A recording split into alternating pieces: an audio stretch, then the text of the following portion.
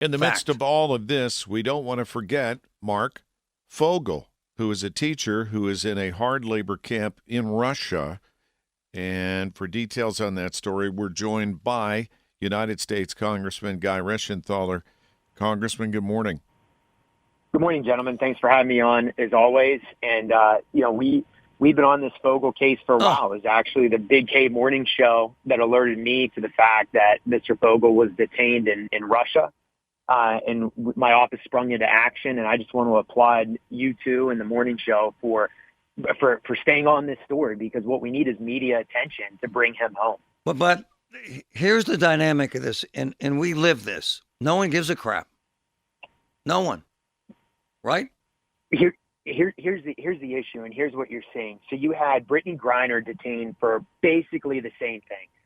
She brought in medical marijuana via a vaping instrument. Right. Marc Fogel brought medical marijuana under half an ounce, I might add, and he had a prescription for it. It was obviously legal in Pennsylvania.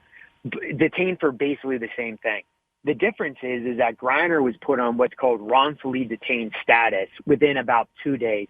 And what that does is that makes her eligible for a prison swap.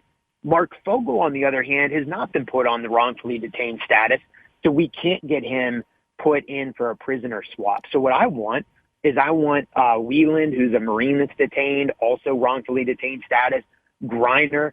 I just want Fogel to be put in with those three so we can get him back to the United States in this prisoner swap. Guy, what is the resistance that you're finding? I would think, with just how you laid it out, any reasonable person at the federal level would say, clearly this is politics. Clearly he's unlawfully detained, especially sentenced to hard labor. So what is the reticence to a classification? I'm totally dumbfounded why the State Department won't move him over to wrongfully detained status. And I was on a conference call with a few other congressmen about 2 weeks ago with the deputy secretary, and all it was a bunch of what Ronald Reagan would describe as bureaucratic gobbledygook. And I think she was really surprised when I started to push back with what's called Levinson, which is an act, it's a statute that says that if you have a critical mass of 11 different criteria, that the person should be put on wrongfully detained status. I rattled off 6 criteria right off the bat that would put him on wrongfully detained status. I don't think they were expecting that, but I can make the case all day that Fogel should be put in wrongfully detained status. I don't want to bore your audience with the legalese of it, but I could also be tongue in cheek with this and say the difference here between Griner and Fogel is Griner is a celebrity basketball player. Sure.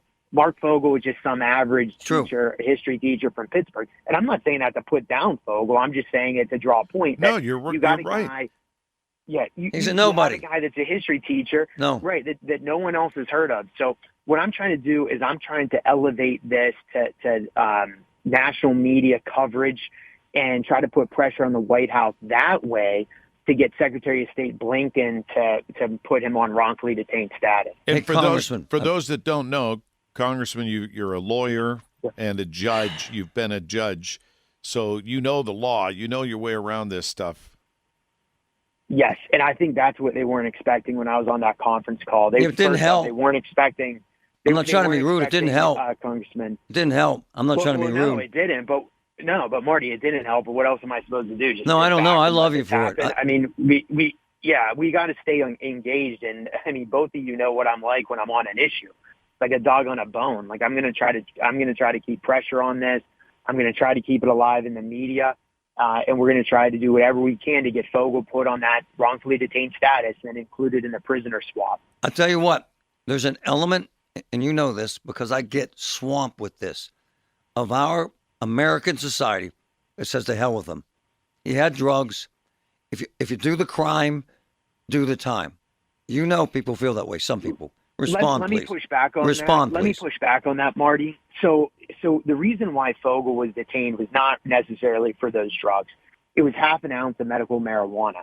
That 14-year hard labor sentence he received is something that's reserved for drug traffickers. I agree. Fogel clearly wasn't trafficking drugs. But hold on. He had over 20 times the amount of marijuana in his bag as she did in her carry-on. So you know. So you know. I thought that Griner and Fogel had roughly the same amount of marijuana, but look, we're dealing with small. For both of them, we're dealing with small amounts of marijuana, and they're being treated as drug traffickers. They are, and that's BS. Let's call it what it is. It's a political, because he's an American, and we're opposed to their murder in Ukraine, and this is what you get. So we'll ask people who want to see this man have any hope of getting out of hard labor in Russia, reach out to your federally elected officials and ask them for their help too, right? That's right. And look, I'm not making excuses for Griner and Fogel. But I am saying that they're Americans. They should be entitled to due process, and they should be brought home. And the sentences they received are wildly out of step with what you would expect from this in Russia. And for that reason, hey guy, before we lose you, get them back.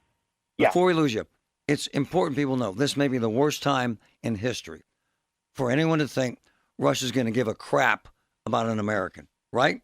Right. This goes back. Tensions are almost as high, if not as high, as during the Cuban Missile Crisis that we had with Russia, and it all goes down to you have a madman, Vladimir Putin, who's hell bent on taking the free and independent democracy of Ukraine, and they don't care about what we think, and they're using these individuals as leverage on us to not engage in Ukraine. I agree, and we appreciate you keeping up the fight. Thank you. Well, I appreciate you guys covering this, so thank you.